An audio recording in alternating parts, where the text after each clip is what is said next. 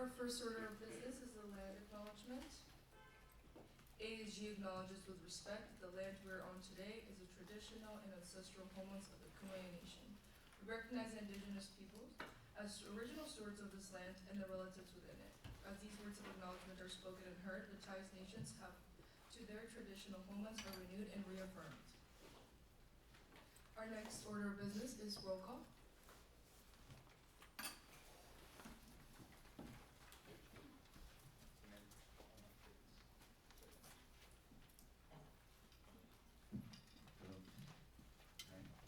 Samantha Alderby. Here. Desiree Delavasco. Mihir Dhaliwal. Here. Grace Duke. Present. Dorothy Gordon. Present. Sarah Grunkemeyer. Present. Annika Jackson. Present. Gunnar Collin. Here. Cassidy Lalagan. Present. Marzena Layden. Here. Jonathan Martinez. Here. Gabriela Mercado. Christine Nicewander. Here. Jacqueline Perez. Proxy. Monica Probert. Here. Alessandra Ramirez. Proxy. Tyler Reyes. Here. Ava Sarin. Here. Jacob Thornberry. Here. Natalie Trujillo. Present. Abigail Watcher. Here. Angel Wilson. Present.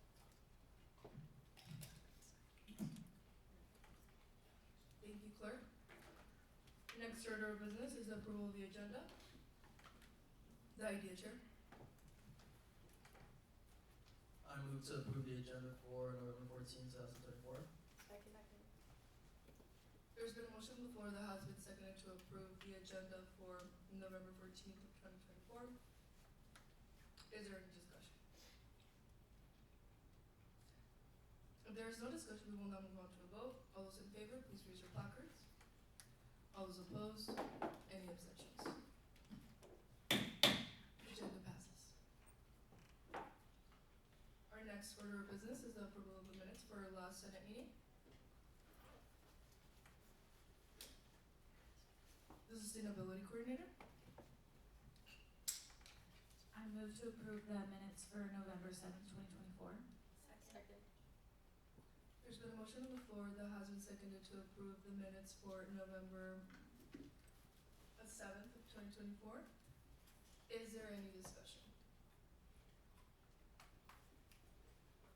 If there's no discussion, we will now move on to a vote. All those in favor, please raise your placards. All those opposed, any abstentions? Minutes pass.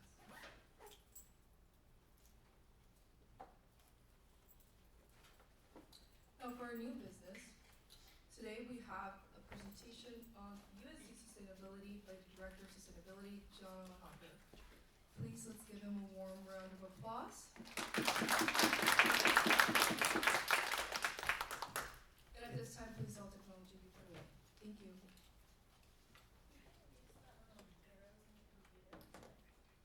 Perfect. Move up and down. Perfect. Can you guys, oh, it's on, okay, cool. I prefer to use one of these things, 'cause I always feel like I'm so far away from all of you when I'm standing back here, plus I'm in the dark. And it's always like, can you hear me? I'm gonna move her. Just get myself set. Okay. Well, thank you. Thanks to all of you. Thanks to the Senate lead team for inviting me to present. It's nice to see some familiar faces as well as some new faces this year. Sarah, Sustainability Coordinator for ASG, thank you so much. Off to a running start this year, so it's good to see you. And yeah, so thank all of you. This is my third year at USD. This is the third time that I've had the pleasure to talk with all of you and kind of go over some sustainability-related things, what USD is doing and how we do it, how we achieve some of our goals. And do I have some time for Q&A afterwards? A little bit of time left? Yeah, 35. Oh, okay. Oh, wow. Okay, 35 minutes. Okay, cool. That's plenty of time, I think. So let's start here. So, how many people know that USD actually has this goal? Raise your hand. I'm going to guess probably 10 people. Yeah, about 10. Yeah, about 10 people. Or maybe if you were here last year, I talked a little bit about this. This is USD's overall environmental goal. It was established in 2019. Excuse me. Before 2019, it was actually being carbon neutral by 2040 or 2045. So I'm not quite sure why that was accelerated, but it makes it a lot harder for me. But that's okay. So how many people know what carbon neutrality is? Yeah, kind of a weird statement, right? So really quickly, right, all of the energy that the campus uses, primarily from the utility grid, spews carbon. Everybody kind of knows that, right? That's the problem that we're having right now with climate change. A lot of carbon's going up into the atmosphere. But in order to be neutral, you have to somehow draw that carbon down from the atmosphere and put it back into the ground, which is really, really hard, right? And extremely expensive, if at all possible. The technology is being developed, but it's not very commonplace. What else stores carbon into the ground? Trees, plants, all that kind of stuff, right? But you can plant 1 million trees, and you probably wouldn't make too much progress on drawing down all of the carbon that's in the atmosphere right now. So you're left with kind of like two choices in order to draw down carbon. Well, first of all, one way to do it, which is the easiest way, is to not use a lot of electricity or energy in general, right? If you're not using it, it's not being spewed into the air. So conservation is number one. Number two, you could generate your own electricity on campus or in your city or in your state. And that's usually generating clean power, which has 0 emissions. So that's really, really good because the more clean energy you generate and the less electricity that you use, the less carbon that is being actually spewed into the atmosphere.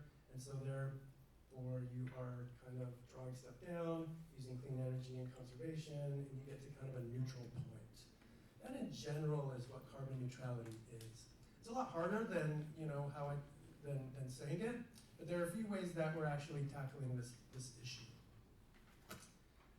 This is the sustainability office. This is my crew. This was a recent picture from our Halloween party. We have 4 people in our office that's full-time. We got Drew.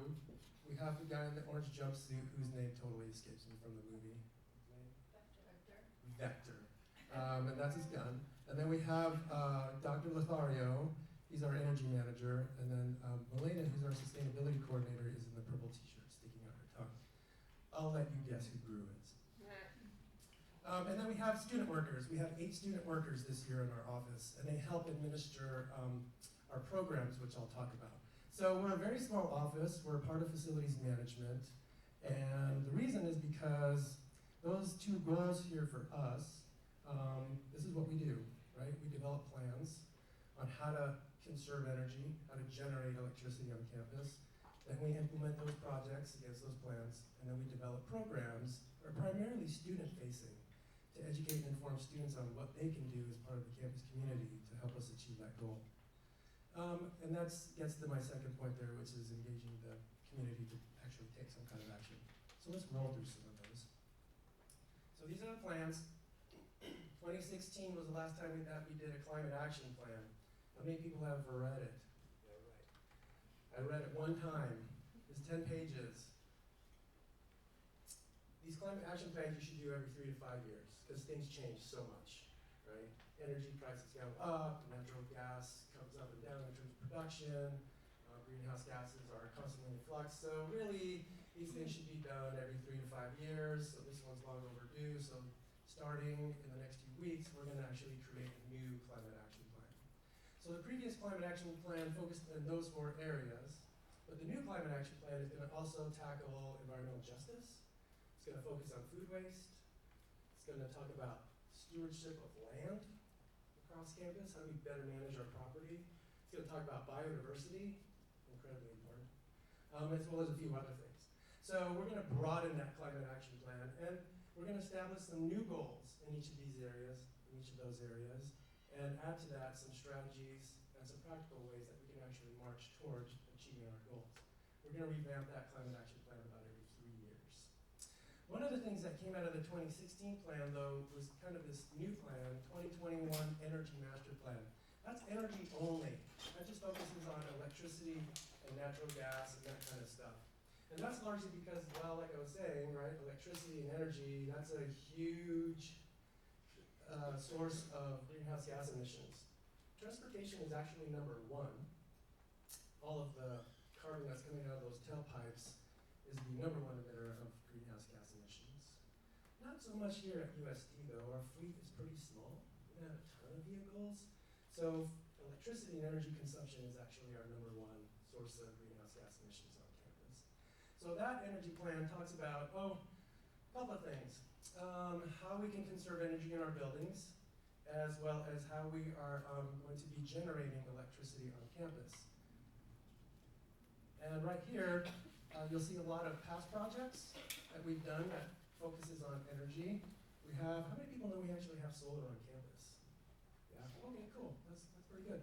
It's really hard to see because it's kind of hidden on all of our buildings. We have solar arrays on 11 buildings. Total is a little over 1 megawatt, which is pretty good. That was done in 2010. That's about 5,000 panels on campus. You can't really see it if you're on the sidewalk. It's much too high, and the parapets kind of hide it. But it's on like JCP, down in the valley. I think primarily Founders. A lot of buildings on this side, and then we have an array down on the west lot.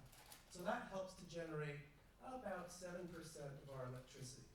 Not a ton, but that's okay. We also have a fuel cell, and this is a picture of our fuel cell. That's down in the west parking lot. It's like a big silver caterpillar, if you will. That actually creates electricity 24 hours a day, 7 days a week. That's 1 megawatt. That's a quarter of our electricity consumption right there. It uses natural gas to create electricity. Natural gas goes in it, combines with oxygen in the air. It's a chemical process, just like a Duracell battery, and out the other side comes kilowatt hours of electricity. And it feeds directly into the campus electricity loop. We have a giant electricity loop under the street, and it feeds all of the building's power. It's pretty clean. It's only burning natural gas, so it doesn't spew like methane or nitrous oxide, which are two really bad greenhouse gases. So it's fairly clean. It's not bad, and it runs reliably 24/7. So that's our generation here on campus, right? The stuff we do in our buildings to just cut the electricity bill is energy efficiency. So LED lighting, replacing air conditioners, gas boilers, much more efficient equipment, right? Because these buildings use a lot of electricity and energy every single day. Conservation, that kind of stuff. So that's kind of what has been done in the past. And what we're going to do in the future is pretty much the same, because it's actually working, right? But a couple of differences. We're going to double the amount of solar on campus. You'll see a picture there. That's the west parking lot. We just completed that project this past summer. So that's a 1 megawatt array. So right there, we just added another megawatt, doubled our production. And that's going to be tied to some batteries. And those batteries, which are also located in the parking lot, those batteries are going to store some of the solar power. And then at night, we can turn those batteries on and utilize some of that electricity that we've stored during the day at night. So that's going to help us in the evenings, because that's really when our electricity use kind of shoots up. And the cost of electricity at night's a lot. So we're going to try and leverage that. 1 megawatt of batteries sounds really big. It's really kind of small in the grand scheme of things. It only will power us for about 90 minutes tops, and then it's done. But the whole reason why we're doing that is because we think that we can add more batteries in the future and continue to use some of those batteries in the evening. So it's kind of like a pilot that we're going to try. We're also going to add arrays on top of Olin during intercession. So in January, Olin is going to be solarized. And then we're going to add a big array, about 1 megawatt, on top of the main parking lot next summer. So that's going to be the total of about little over 2 megawatts. That in total is going to give us a lot of solar power on campus. So much so that hopefully by next August, if my math is correct, and it better be because this is what I'm here to do, right? So by next August, when all of this is firing, during the day, on a day like this, from 9 to 5, we're probably going to be using 60 to 80% solar plus the fuel cell. We're going to drop our electricity by 60 to 85%. Pretty good, right? It's like almost carbon neutral right there during the hours of 9 to 5. Tell somebody that I need a raise, Governor. But that would be amazing, right? If we can move the needle that much, that would be incredible, right? We can quantify that, we can track it, we're gonna report that out. If we even get to that 60% mark, I'll be stoked. If we get beyond 60, I'll be dancing, because that's really an achievement for the campus. Doing stuff at night, that's a whole different challenge. That's my second thing that I'm gonna try to focus on. But we're also gonna increase energy efficiency work in our buildings, and I already talked about updating that climate action plan. Here's some of the programs that we do. This is primarily student facing. There's just a handful of them here, there's more. I just wanna highlight this Certified Eco-Resident program that's been around for quite some time. That's a program that we can give to students or run students through. It's only about like 15, 20-minute presentation. It teaches students in the campus community on what they can do within their living quarters or their apartments or whatever on how to be more sustainable in their daily lives. Whether it's recycling food or plastic or conserving energy, that kind of stuff. We do clothing swaps, pop-up thrifts, promoting, the use of reuse of clothing. And then in the spring, around Valentine's Day, we do this big student sustainability summit. The first year we did it, we had about close to 100 students participate for a couple of hours.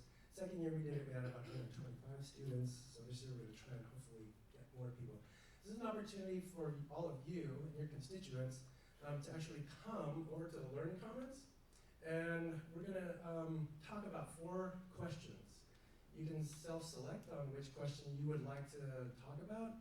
We've done food waste in the past, we've done recycling, we've done environmental justice, we've done advocacy, and go through an exercise, a brainstorming exercise that's led by Changemaker Hub to talk about goals and what the university could do in this area and what your ideas are and how can we actually make these things realistic versus just putting them like in a plan or just saying, okay, thanks for your feedback, we're gonna hold on to that forever. It's like, no, this is a practical thing. A lot of ideas that have come up in the past student summits are going into the new climate action plan. So they're being seriously considered. So I encourage all of you to follow us on Instagram, and I'll throw up our IG account here in just a bit, because you'll learn when that's gonna be and where and all the details around that. But there's some other ways to get involved. Obviously, ASG is one of them, so thank you all for participating. You all are very important to me, because all of you can take this information and educate your constituents about what USD is doing and field questions for them. You can always contact me. You can contact me directly, you can contact me through Sarah. I have an open door policy. So if you want to meet and talk, great, come by my office. I'll talk to you about anything that we're doing. If you have an idea, come talk to me. I love that. So encourage your constituents as well. If they have questions, they can contact me directly as well. And then there's some clubs, Association of Environmental Professionals, AEP, Sustainability Club, of course, and then of course Surfrider, as well as others. So getting involved is always a great thing to do. But I just want to kind of do a little education while I have this opportunity, right? So here are some general tips that you may or may not know, and this is something that you can share with your constituency as well. A couple things when it comes to energy, the easiest thing to do is obviously turn off your lights, computers, gaming systems, right? Killing the watts is what's going to save us energy. Makes a huge difference. Shorten your showers, use cold water, recycling. Everybody's always like, what numbers do I put into the recycling bins? Because I come from, wherever, Texas, New Mexico, New York, and we can only recycle 135, right? There's all these weird numbers when it comes to recycling. The cool thing about USD is any plastic works. Whatever it is, doesn't matter. It's plastic, put it in the bin. Don't care about the number, I don't care if it's flimsy or if it's thick. It gets sorted out at the waste sorting center. They'll go through on the line and they'll pick out the stuff that's not recyclable. So that makes recycling easy. It's called single source recycling. We're on single source, just throw it in the bin. Just no plastic bags. That mucks up, not us, that doesn't matter to us. If you put a plastic bin in the recycling bin, they're still gonna take the recycling. It's just at the sorting center, they gotta take that off the line and open the bag and put the plastic and stuff like that. It's a real pain for those guys. It's not so much for us. So, at the source, don't put any plastic bags into the recycling bin. And then food waste. This is a big thing right now.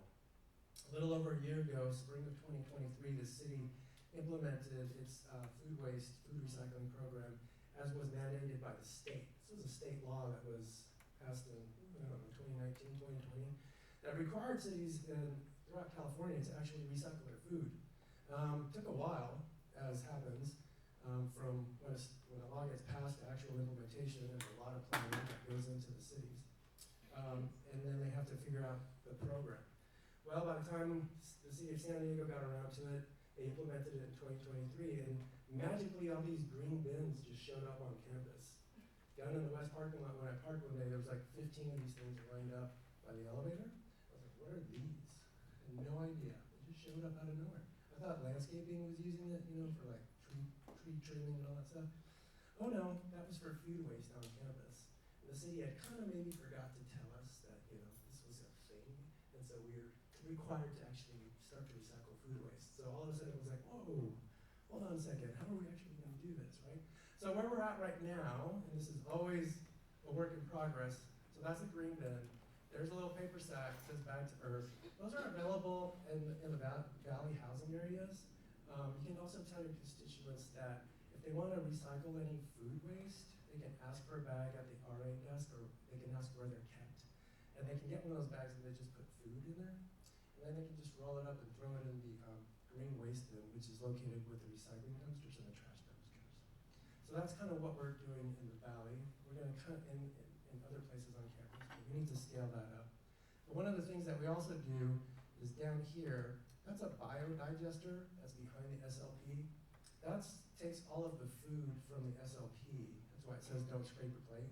Remind your constituents, don't scrape your plate. Leave your plates on the belt, because the staff back there will take all that food waste and they'll just put it into buckets. And then they're gonna put those buckets, all that food, into the biodigester there. And within 24 hours, which is also amazing, it's one of the most advanced biodigesters in the world. And I'm being honest about that, so I'm serious about that. In 24 hours, the food goes in 24 hours, loamy soil comes out of it. And you can put it in your hands and it feels just like wet dirt. And so our landscaping crew will take all of that and we'll use it on the grounds throughout the campus. And some of the stuff that they don't use, they store down by the west parking lot for future use. So we're using a lot of food throughout the SLP, right? But it's being composted here on campus. That's making a huge impact when it comes to our overall food waste on campus. There's a lot of other stuff that we can be doing. So more on a lot of that soon. I'll leave you with this. This is how you can learn more about what I just talked about. You can go to our website and you'll see a lot of charts right here in the middle. That's a lot of data. You can look at water use, electricity use. There's also transportation and waste. If you're looking for data, you want to get into the weeds about some of this stuff. There's our Instagram, our website, and of course our general email. And you can always, like I said, contact me or email me, and I'm happy to talk at any time about all of this stuff. So that's it. That's all I got for right now. Questions or anything like that? Do you know? Thank you so much for that. If we could give a round of applause. That was so informational, and I'm so happy to hear the university is working on all these really, really cool projects. So thank you for coming. The student org chair.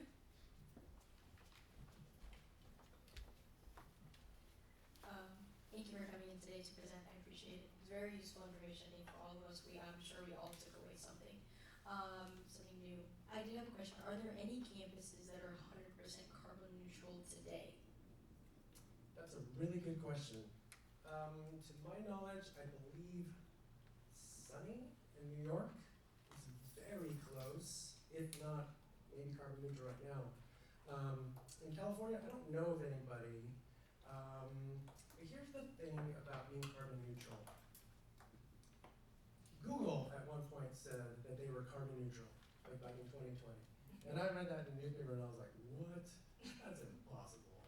That's ridiculously impossible, right? But technically, you could be carbon neutral if you purchase carbon offsets on the market. This is a piece of paper that says you're buying like some let's say there's a there's a solar array that's producing solar power somewhere.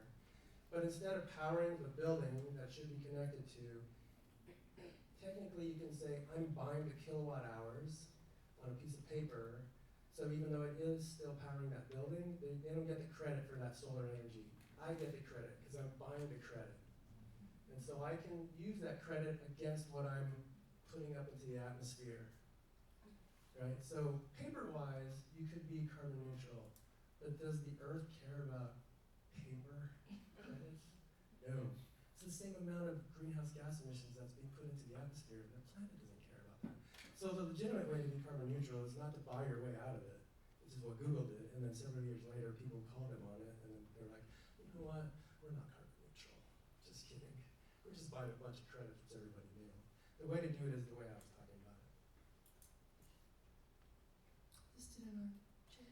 Another question I had, sorry, is there any initiative or something going out trying to get the trams being electric? 'Cause I know that's really coming up right now. I often see like these semis that are fully electric and like it's really amazing. So is there anything going on with USD about that? Yeah, that's a great question. And so Senator Sarah has been working on that from day one. So she had a meeting with myself and Sean Harrigan, who runs the trams. And so we think that's a real possibility. I think she has a lot of more details than I do on that. But the great thing about that is that we're going to use the electric tram that we have on campus. So we're not going to spew any transportation-related greenhouse gas emissions. Do you know that we have 100% electric tram on campus? Yeah. We have Small one. ones, right? We have a big one. Like one of the big white ones Oh. that goes down. And, yeah, one of those is 100% electric. Yeah, we bought that a couple of years ago. The hope is to buy more of those in the future. So we're going to use that for Sarah's program to try and move people on and off campus. So, yeah, good question. I actually have a question. I'm so impressed by all these solar panels. I know that was a big resolution from one of the senators previously here, so I'm so happy to hear that. I love the machine that we have in the SOP. Is there any works that machine, I bet, is really expensive, to have it in the other restaurants around campus, such as, La Paloma or, what is down here? Aromas, yeah. Yeah, no, that's a great question. Yeah, so actually, that biodigester is taking food scraps from the kitchens at La Paloma and Burt's, Oliva, and some of the other places. They're actually taking the food scraps from the kitchen and the preparation of food and putting them in a biodigester. But what we're hoping to do here, what we're hoping to do more of, is actually getting some of those green food waste bins in places like La Paloma and over at Burt's. So then consumers can, if they're not eating their full plate of food, instead of throwing it in the trash, they can put it in the food waste bin. And we need to collect that food. So we're just now starting to figure out how to work with dining on getting those done. So that's a great question. Senator Anika? Hi, thank you for coming today. I was wondering for the, not the compactor, what's the name of the machine that's behind the SOP? The biodigester? Yes, the Yeah. biodigester. I was wondering if that's also for meat products, because I know SOP uses a lot of hamburger patties and other items. Can meat be inserted into those machines? Yep, any food. Eggshells can even go in there. Let me think what's, some bones, like chicken bones, like thin bones. But yeah, meat, chicken, eggs, vegetables, milk, liquids, anything that's on the plate. The idea, Chair?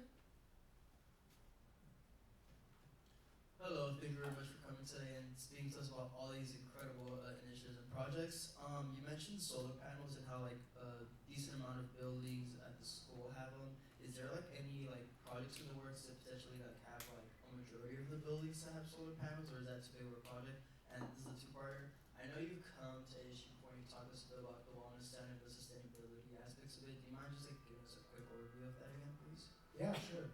Two really great questions. So this is an interesting thing. So only 11 buildings out of, how many buildings do we have? 72, I think we have like 72 total buildings on campus, but only 11 have solar on it. There's a couple of reasons as to why. Number one, those buildings have a lot of rooftop space. There's nothing up there. They're really flat and clear, right? And so they're prime targets to receive those solar panels. And those solar panels are going to directly power the building that they're on top of. Great strategy. The problem is a lot of the buildings on that side of the plaza, on that side of campus, terrible candidates for solar because they got HVAC systems on top of them, they have other building mechanics, so it shrinks that footprint down, and so then financially, it's not worth it. It doesn't pencil. Like, you have to have solar at scale in order for it to financially make sense. So the strategy is, because there's not a lot of buildings with that rooftop space, and any new buildings like a wellness center, same thing, the building equipment is up on top, not enough roof space, that's why that building doesn't have solar on it, but that's totally okay, because I have parking lots. And that's just wide open spaces, so those carports, I can put all the solar on the carports and do a ton of solar on top. And that solar is tied into that main campus electric line that I was talking about, right? It's not feeding one building, it's feeding the entire campus. So now every building is going to be able to pull solar coming off of that electric line. So that's kind of number one. So it's a really good question. And that gets to your second question about what's up with the wellness center. Because everybody knows how come it doesn't have solar on it? Well, that's part of the reason. There's just not enough rooftop space up there. And that's okay, because they're just going to get solar from the main line. But when it comes to other things in that building that are going to be green, so the lighting, the carpeting is going to be green, it's going to be reused, repurposed carpeting, the paint, some of the structure itself, some of the insulation. But the building mechanical stuff, the heating, the air conditioning, all of that stuff is like 95 to 97% efficient. That's pretty incredible, considering we have a lot of older buildings and the efficiency of the HVAC units and the heating units on some of those is 80 to 85, really low. We're going to replace those, obviously.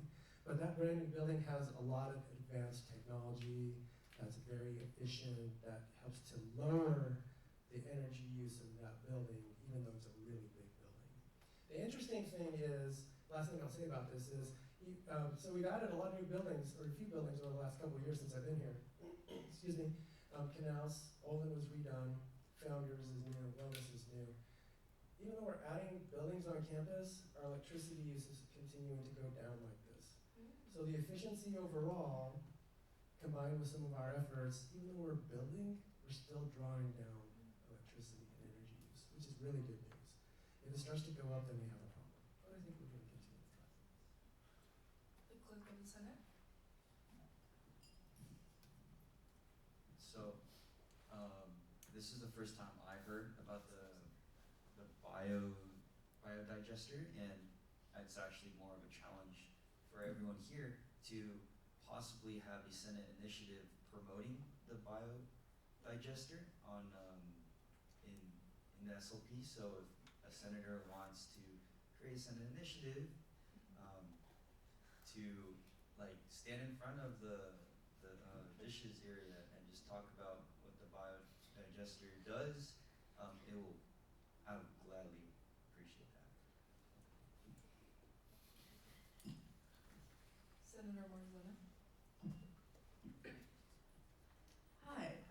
When it comes to residential areas, I live in the Vistas, and I know that a lot of lights within the apartments kind of just get left on by residents throughout the day, even when they're not there. I don't know if this even works for apartments, but has the idea of automatic lights been explored that could kind of just turn themselves off when no one's there, and obviously they could still be manually turned on and off, but I don't know, that's just something I wanted to ask about, because I feel it sounds like the university's doing a lot for sustainability, but I think the students should be doing more. Yeah, totally. Great question. The answer is yes, that can be done. That's part of what's in that energy master plan that I was talking about. Those are called building controls. And so sometimes you'll see them on light switches on the walls in some of the newer buildings. It has a little automatic sensor on it, kind of like on a security camera, or so when you enter a room, the lights will turn on. But then when there's no movement, the lights will turn off. We're going to explore that for not only a lot of other buildings, but for campus housing as well. Just time and effort and money and all that kind of stuff. So yes, the answer is yes. And we've already taken a look at a couple of places. Gosh, I forget the name of the building. San Juan. We took a look at that for some energy upgrades, lighting, that kind of stuff. Common areas would stay lit, that kind of stuff. So yeah, it's in the works. I think some of the classrooms in Learning Commons actually does For sure. because I've been studying in there late and then it goes dark and I'm like, what happened? But energy's being saved, so that's really, Yeah, really for great. sure. They're in offices, and the funny thing is we always kind of joke that if you're sitting in an office and then you're at your cube and the lights go off, you're not doing anything. Because then you have to stand up and wave your hand to turn on the lights. The student rep chair.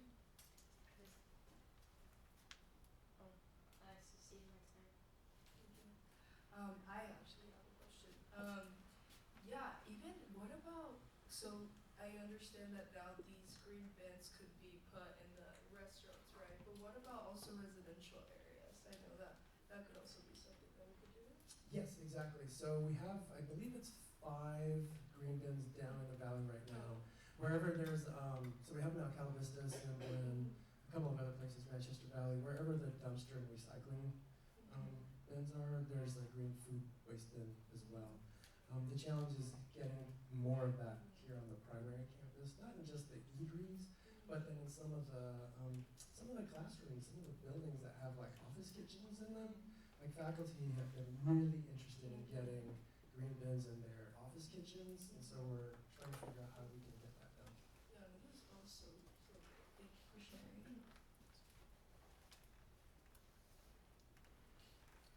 Senator Cassidy. Hi.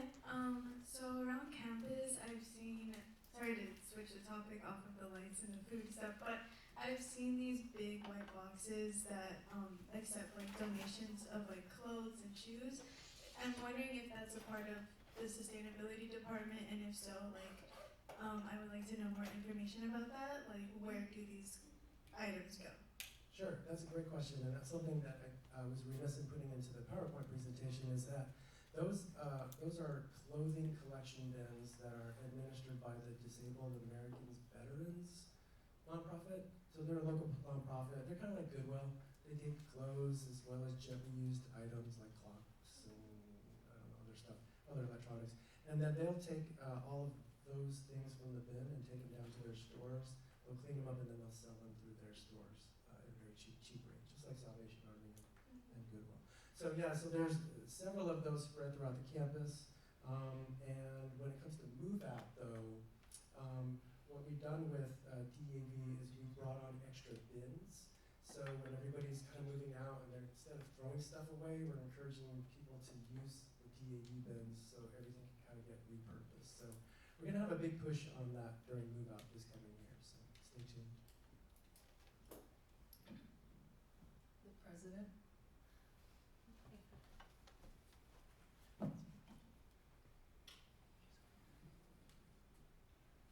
Point of order, the time allotted for this meeting agenda item has elapsed.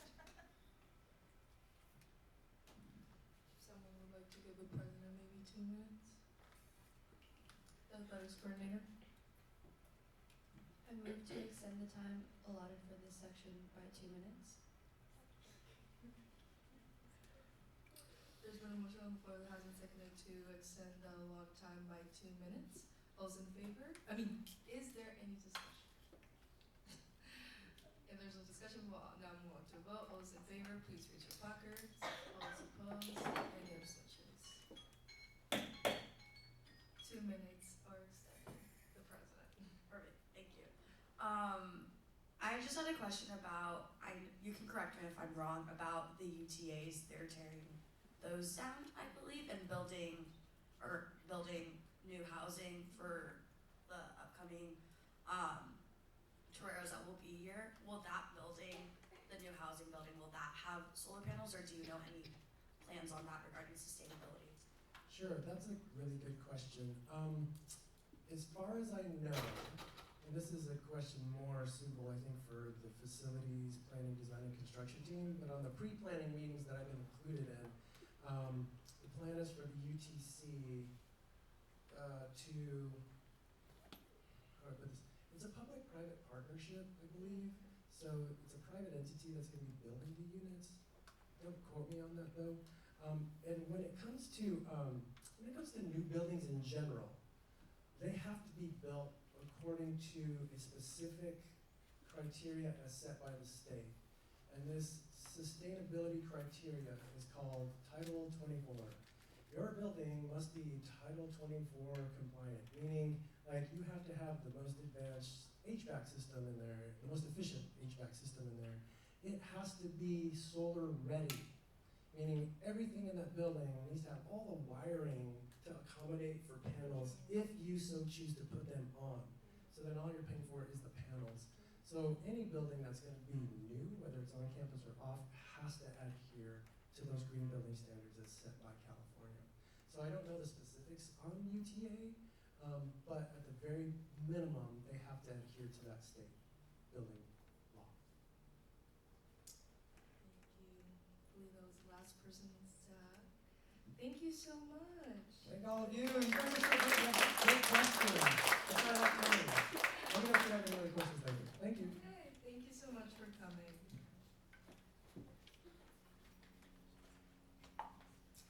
Really great job, everyone. Discussion. Our next order of business is presentations of new and old student organizations by the student orchestra. Not today? No. Never mind. Cool.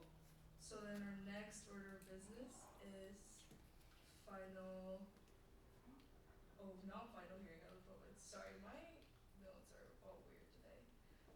Reports from the Speaker of the Senate. Me, yay.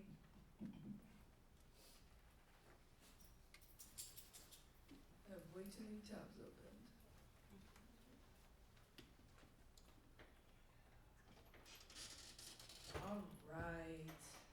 All right, hello friends. Thank you all for that lovely discussion. That was really, really great. Just a friendly reminder for all those that have not turned in your work reports, they are due tomorrow. I have already been talking to several of you about your individual work reports. I've met with, I believe the only person that I have not met was the student org chair, but everyone else I have. Chairs and coordinators about your work reports individually, so that's great. We have a couple initiatives that are like ready to go and that have been, people have been working really hard on. So at this time, everyone should be on an initiative. If not your original, then one that you're working with, someone that has one and has been in great progress with. So we will be sending a Senate initiative sheet soon, made by the clerk, in which you can sign up for any initiative that's being worked on. I know several of you have actually contacted me about being in coordination and collaboration with other senators, so thank you for that. And yes, that will count as your office hours. It does count for your projects. And then, so make sure that you're collaborating with people and that we're working towards finishing up those initiatives. It is about the end of the year, so we want to really wrap these up, and if not, plan really well. So when we come back in the spring, we're just good to go, and we finish off and start them off really, really strongly at the beginning of the semester, and we're not, spending time on prepping. After we finish Senate, I will ask the newly, sworn in senators to stay, just because I wanted to communicate about some office hour details that I wanted to communicate with y'all, and I just think it's better if we do it in person instead of an email. So please stay just for 5 minutes after we adjourn. Following that, we have a bonding this Friday. Thank you for the Chief of Staff for putting that on. I really hope to see all of you there. I'm super excited, and for those that are missing it, I'm sad. And whatever you have going on, I hope it goes well. Yeah.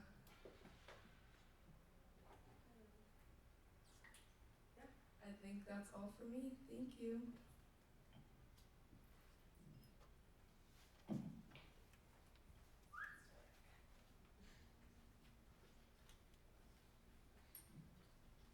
Hello, everybody. It is mid-November. Break is super soon, so keep pushing through because you got this. So, Senate lead team has broken up all of the senators for one-on-ones. So an email went out by me to whoever I was assigned to 2 days ago. So please reply once you have shared your Google Calendar. I have 2 that I have on Friday, so I'm super excited to get those started.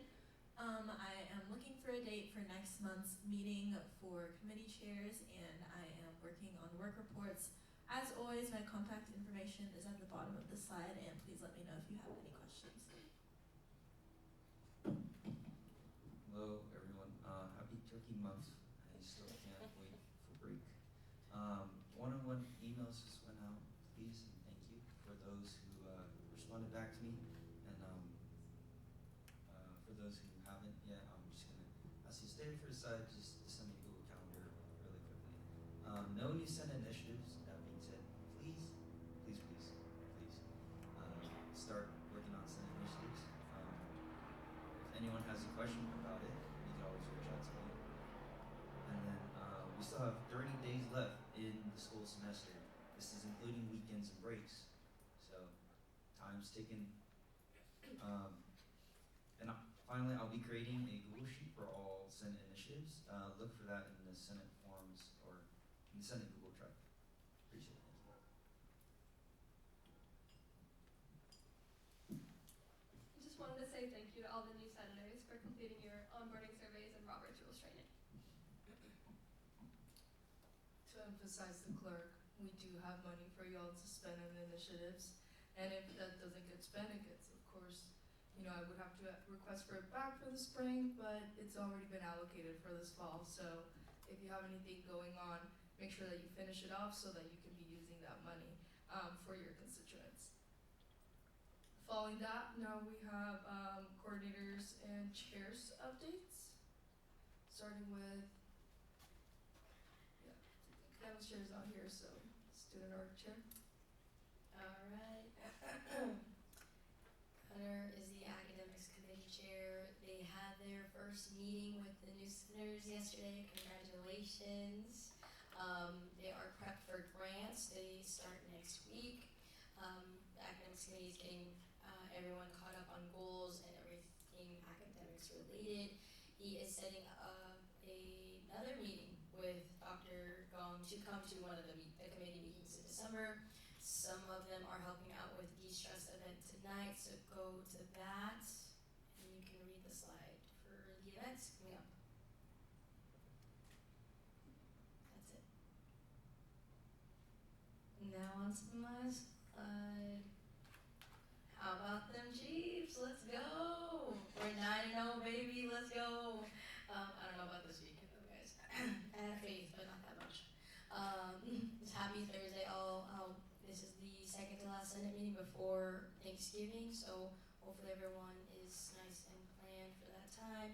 So this week on SOC, each of us members have started like a pilot thing where we are attending GBMs about 2 to 3 these next 2 weeks, just to be able to get to have firsthand feedback with our constituents, and that's actually been going pretty well. We've got some really great feedback already. We are starting to plan these org mixture as well, and then as of right now, we're planning to meet with and review 2 orgs registration for next week, and our next meeting will be next Tuesday, 5:30 to 6:30. That's it.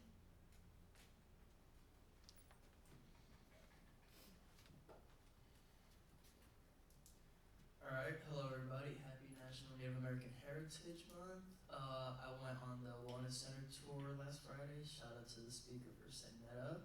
On Tuesday, I also had my one-on-one with the Speaker of the Senate, and we talked about lots of great things, such as like the initiatives that we are working on at the Idea Committee, and I will give you a quick update on that in a bit.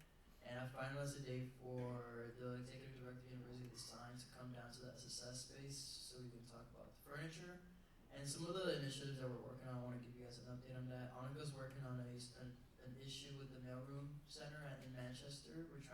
And my son's also working on trying to figure out the main structure parking elevator. Right now we're trying to reach out to respective people within those fields to try and get a better understanding and see what the next steps would be. Some event announcements, the Metro GBM tonight, SOP 4th floor, 7 to 8. The Food Soap Project Occupy networking event on the 16th from 9 to 11 a.m. at the Shiley Atrium. and the NGC and Tribal Liaison Native American Month celebration on the 19th, 7th, and 9th. And Senator Jack's not here, but she wanted for me to announce that. Give me 1 second. Sorry.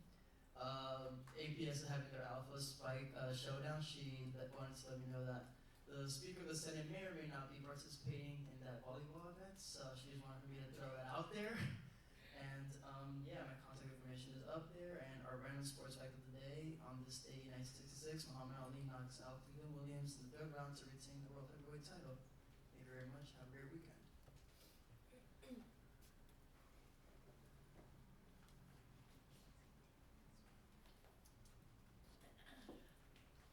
Hello, happy Thursday, everybody. So as far as student life committee goes, we were planning to have like a fall tabling event before Thanksgiving break, but that will be postponed, and we have decided to do something in the winter instead. As far as grocery lift codes, we've been doing really great at using those. It is expected that the amount we've requested will last only through this coming Sunday, and so Senate initiatives, go look for that one coming up at your next meeting. We will potentially raise the amount given per lift code, as we did receive a few complaints on that. And then we're also working with pavilion dining. There's some small changes, so look out for that if you're going to SLP. And we also have Thanksgiving break lift codes in the works as well. Thank you.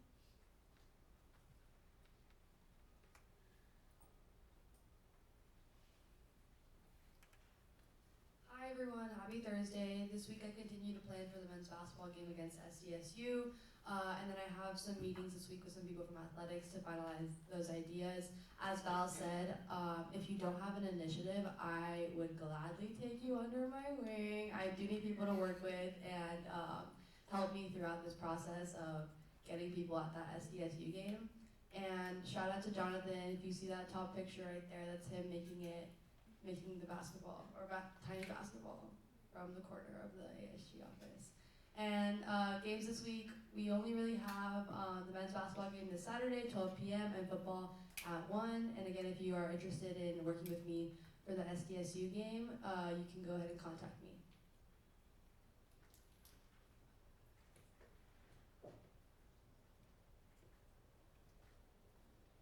Hey guys, happy Thursday. So I had my second meeting with Anne today, right before Senate, and we were just talking about what initiatives her program has going on, so I put them in the corner. Thursday, November 21st, we have the LGBTQ plus bonus week, and then there's also a QPR suicide prevention student training that I will be attending. If you guys would like to attend as well, that the next one's Wednesday, November 20th, 3 to 4:30. I'm just kind of learning more about what my role is and meeting people within that right now. So I'm hoping to start some initiatives. I'm joining some as well. Let me know if you have any ideas. And I added a fun fact. So laughter is good for your heart. According to the American Heart Association, laughing can improve blood flow, reduce stress, and even lower blood pressure. It's like a mini workout for your heart. Okay, that's all. Hey everyone, so glad you guys got to meet John. He's awesome. I love having him as my advisor. So as he kind of talked about, we have our TRAM pilot event date, which is coming soon. That's the initiative that I'm working on. And so November, I'm just gonna try and focus on sustainable transportation for students off campus, because especially for first years who don't have a car, it's super important to be able to get off campus, but reducing your carbon emissions. So I did do a form and I sent it out to all the senators. So please scan that QR code for the form. I think we have like 22 responses, but just the more data we can get, it's better, because we can get more funding and we can show that there's actually a need for this, that students will actually use the tram if it takes people off campus. It literally takes you probably 2 minutes to fill out. So fill it out, have your constituents fill it out. We just want to get as much data as possible. And then shout out Dorothy, Grace, Desiree, Alex, Angel, and Cassidy for reaching out about the initiative for the tram event. So we are meeting today at 5:30 and we're gonna go over the logistics and everything, and then hopefully plan for an actual date that will work for students. So yeah, keep looking out. Before we move on from the slide, can everyone just scan the code? And just do it right now. I'll allow it.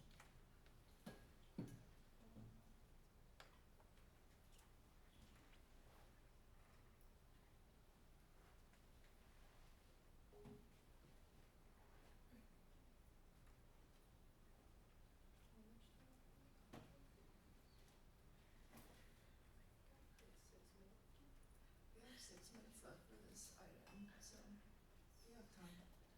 Go for it.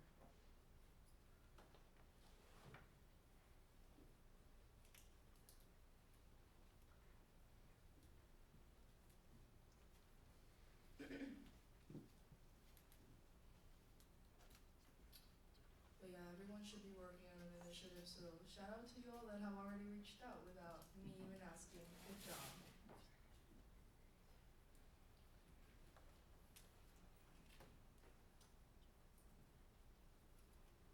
Alright. Thank you, chairs and coordinators. We will now move on to reports from the executive board. Happy Thursday, everybody. So just like last week, the Center for Social Innovation Entrepreneurship Internship is still open until November 22nd, and you can read all the information there, as well as there's a QR code that takes you to the application.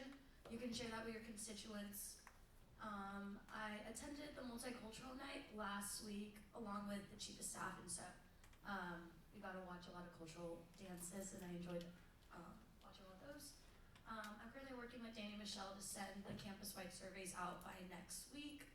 And then I will be attending the Founders Gala with the PR chair this Saturday, November 16th. The Founders Gala, if you don't know, it's basically an event where there's going to be donors, alumni, sponsors attending, as well as some student representatives from different departments on campus, celebrating the 75th anniversary. So this is just gathered around the donors and alumni that have donated their money to student scholarships. So if any of your constituents have any questions on exactly what is the Founders Gala, you can, there's a link in my speaker slides, I believe, that has more information on that. And then I'll also be attending a luncheon next Tuesday. It's the Fall 2024 Design Lab cohort. That one they'll be talking about belonging in community at USD, and so that's just a bunch of students coming together, and they'll present their presentations on that. And then just a reminder about the executive order blend. All ASU members, including those in executive, legislative, judicial, and TBB, must attend and participate in at least one event organized by another branch each semester in addition to your regular duties. So TBB has Winter Wonderland coming up, and so this would be a great way to fulfill that requirement. And then just a little plug, FUSO is having Project Agape. This is my event. It's just connecting Filipino professionals with students on campus. So if you're free, it's a great way to meet some constituents. And then if you have questions, you can email me. Next is the vice president's slide. She says, happy Thursday. We're very close to Thanksgiving break. Since Thanksgiving is so close, she ask all of you to just take a moment to think of something positive that has happened to you today. For her updates, grants review will begin next week. Over double the amount we have allocated, or to allocate was requested for grants, so this process would certainly be tedious. She met with the academics committee on November 13th to prepare for grants. She had UCC and core curriculum meetings this week, since that's why she's not in Senate. So she's having great discussions so far over the incoming majors in psychology and neuroscience, as well as approving some new flags for courses, and she's excited for bonding. Hi, my main update is that we will have the spring election scheduled soon, and then we'll be getting into Senate reapportionment for that election as well. Yeah, so we're bonding. Hi guys! Okay, so de-stress is later today. It's in front of the UCs at 5 to 7 p.m. I know you saw that Slipper Instagram promo. And then when Winter Wonderland is going to be on Tuesday, right after break on the 3rd from 5 to 7. So this is going to be your last chance to to either email me or Maya to volunteer. I know I have a bunch of volunteers, which is so great, thank you. But I'm going to send out a GCal to you guys tomorrow, hopefully, and it's going to be mandatory for you guys to attend our team meeting to go over the production schedule. There can be a Zoom link available, but it'd be really great if you guys come in person, like you guys get to see what TVB does a little, but it is mandatory if you want to volunteer. And then guest speaker event is moved to Thursday after Winter Wonderland on the 5th in Shaggy Theater from 7 to 8, and hiring applications open tomorrow. Hi everyone. So first, just a bunch of AHGBC stuff for me this week. So just an AHGBC recap of this week's meeting. We reviewed 23 requests for around $12,000 allocated, and currently, as of this morning, there are 28 requests into our orgs. How that affects the budget, current amount that we have available to allocate is around $57,000. There is 4 more meetings, so it's gonna be pretty tight, and I'm really hoping that I don't have to come in to request any funds. But our balance is still around 117, so there's still a lot that has been allocated but has not been spent by student orgs. Additionally, AHGBC approved the first edit of the funding guidelines.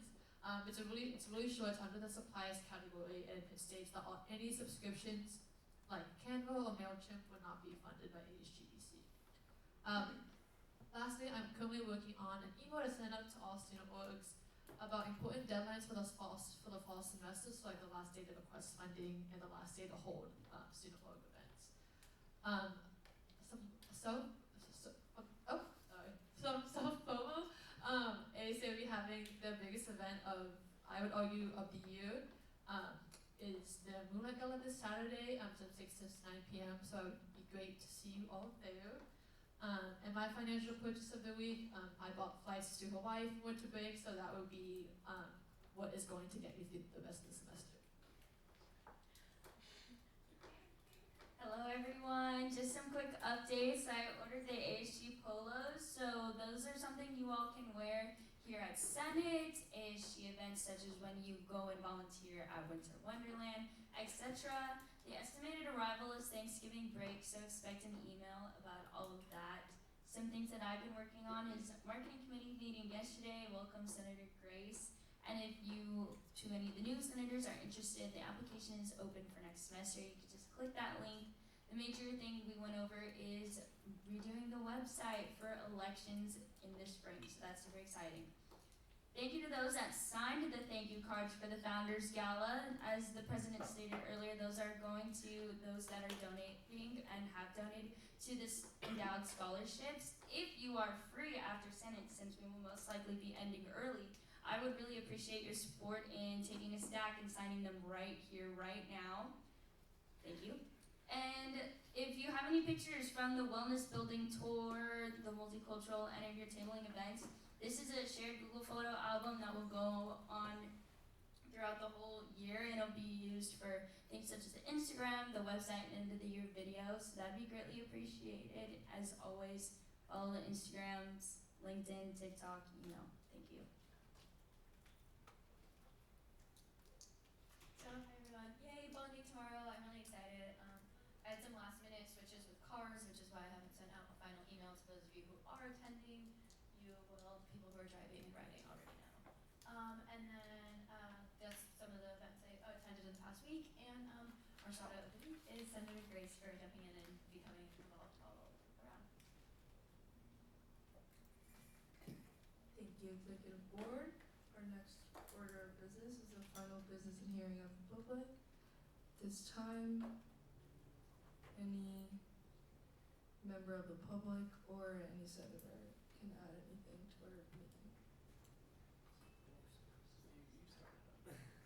Do Hello. you want to do up there, or we'll speak right there? Hi, my name is James Myers. This is my partner Dylan Knight. Sorry, there's another Dylan I work with, and we represent. Got his name wrong. That's embarrassing. Great start. That's a great start. That's gonna be good when you get your partner's name wrong. We we represent the newest fraternity on campus, Alpha Tau Omega. Thank you guys so much for having us here. Pass it over to Dylan Knight. So I think the best way to kind of start, I don't want to just like kind of sit here and spitball like what we're about. I would rather kind of be a little interactive for a second, if that's okay. So I just want you to turn to someone next to you. I want you guys for like 30 seconds to talk about an organization you've been a part of and what made that organization special, like a characteristic of it. So just do that for a few seconds.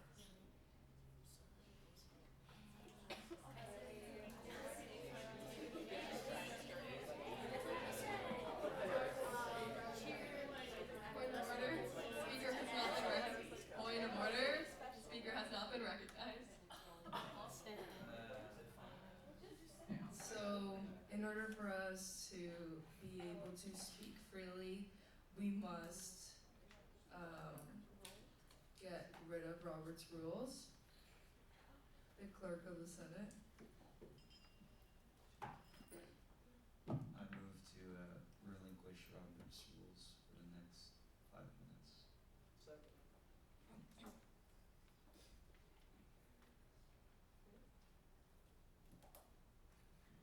There's been a motion on the floor that has been seconded to put pause on Robert's rules for 5 minutes. Is there any discussion? If there is no discussion, we will now move on to a vote. All those in favor, please raise your placards. All those opposed? Any abstentions? 5 minutes without Robert's rules is on. So you may speak freely now without recognizing.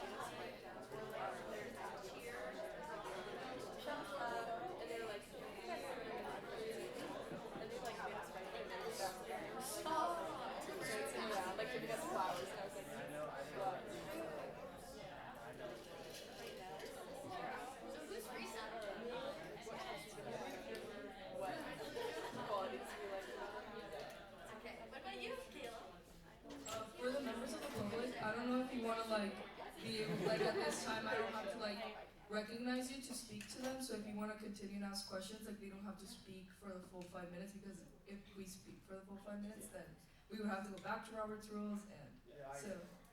We're only trying to be here for a few minutes anyway.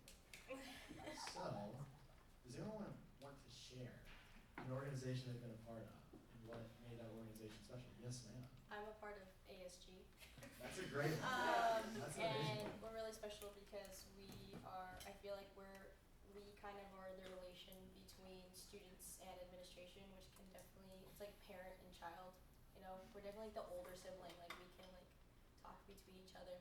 I did have a question though. Of course. I'm the student organization chair, and I have never met you guys before. So you guys a brand new organization?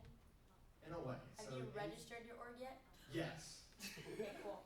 It's Just all want to there. make sure. Everything's Of course. done? Everything's done. All So right. ATO was on campus previously. We work for ATO directly, and we're working with the Greek Life office to kind of revitalize it. They had started before COVID. I'm not going to go through that whole story, but essentially there's just a little bit of a revitalization. All right. And so that's what we're here. I'll see you soon. I'm glad. But thank you. That was amazing news. I appreciate that. Anyone else want to share? I'm a part of FUSO. I'm on e-board this year. I'd say it's like a big family. Yeah, it's like joining a club with friends or I guess cousins and stuff. So that community base. The community aspect is extremely important. I appreciate that. That's awesome. Point of order, time allotted for this meeting agenda item has elapsed. Wait, isn't Robert's rules on relinquish? It was relinquished for 5 minutes only. So. Yeah, but the allotted time on the agenda has left. So if you would all like to extend the time, you may.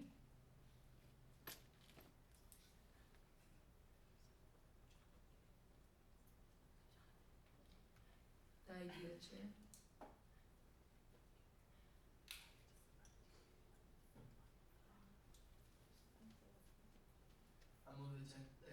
time by 5 minutes.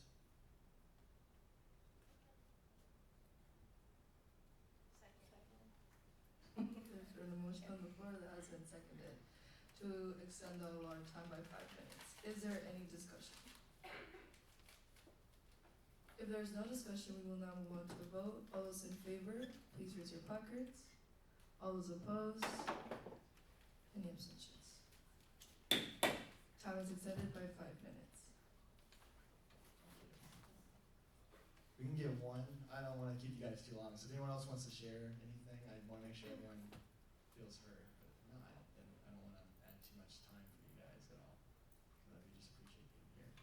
Okay, awesome. But the reason I wanted to ask that to kind of start off instead of just like telling you what we're about is because we actually wanted to hear from you guys as leaders on campus. Obviously, being in this room means that you are a leader on this campus. And so what we really wanted was advice. And so I did the activity because like we heard things about community, we heard things about leadership from you as well. And so that's kind of what we want in the organization that we're trying to build. I don't know what everyone's perception of Greek life is in general. We don't have to talk about that, obviously. But we're here to kind of do something different than what the general perception of Greek life is, which a lot of times people think of like partying, keg stands on Tuesdays, not really what we're all about. And so I just wanted advice from all of you to say what things on this campus have you seen that either we can kind of help benefit more, just in general, or things that we should look out for, things that we should avoid, or just anything of that nature. So that's why we wanted to get together, just get advice. Anyone wants to share? So Robert's rules is back in order. So you must be recognized by the speaker. If anyone wants to participate in discussion. Well, I think that sometimes, Greek life can be really great, like when they do events for philanthropy events and they're really, really fun, like when they do like the challenges with the dances and stuff, and it's so funny. But it can also be a very toxic environment when it comes to like parties and all that stuff. So, as a new organization, I would ask for you all to be, inclusive, and of course, like, it's fun to, have these events and it's part of the college life, but, it's not fun when people are not included and when there's like, danger in those events. So if you could just keep that in mind, and then at the same time, make sure that we're including everyone. I understand there's like this whole rule about not having, the male gender that's not part of, the organization allowed into these events, but sometimes, people may feel more welcomed if those friends or, people that they know come in with them. So just something to think in mind. I understand that there's rules to your, your own house and everything, but I have noticed that, and it is really discouraging to some when they're not allowed to come in just because they look a certain way or they just don't know someone in. So just keep that in mind because it is a huge stigma in Greek life. But other than that, I think that you add a part of life into this campus. So. No, I love that point.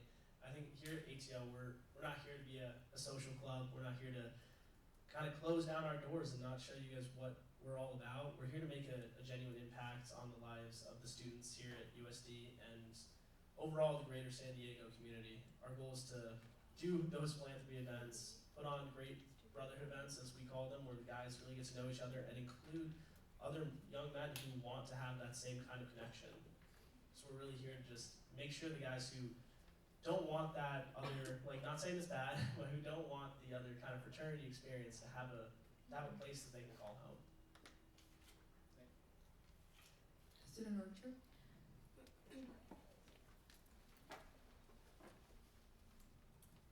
Hello again. Can you hear me? Okay, there we go. I know that a lot of times, either both in Greek life in general, Greek life can become like their not top priority, especially if you're on exec. It can be overwhelming. I think it's very important to definitely reiterate the importance of education. That's why we're all here in the first place, is to get an education. So I think it'd be really great to implement something along the lines of, again, correct me if I'm wrong, if you might already have this too, or just FSL in general, is to set up mandatory times of like a week for studying.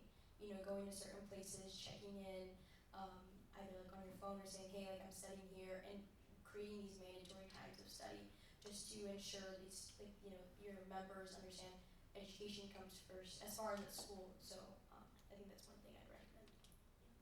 100%. We have a GPA requirement. We also want our guys to put school first because I literally work for the fraternity itself, and I think the idea that someone goes to college just for a fraternity is stupid. Like, I don't think that's what you're here for. You're here to get a degree, and so we have positions in place to help with their academics, and we tell all of our men before they come in that like we want you to put school before fraternity because that's what you should do. So I appreciate that, and we will make sure that we follow through. Point of order, the time allotted for this meeting agenda item has elapsed. Thank you guys so much. I think we don't want to waste any more of your time. Yeah. We appreciate you having us. Thank you all. Just a reminder for me, for all newly sworn in senators, please stay after we adjourn. Do need to talk to you about office hours. Senator Cassidy. I move to adjourn Senate. There's been a motion on the floor that has been seconded to adjourn Senate. Is there any discussion? If there is no discussion, we will now move on to a vote. All those in favor, please raise your placards. All those opposed, any abstentions? Senate is now adjourned. Thank you, everyone. Have a great rest of your week.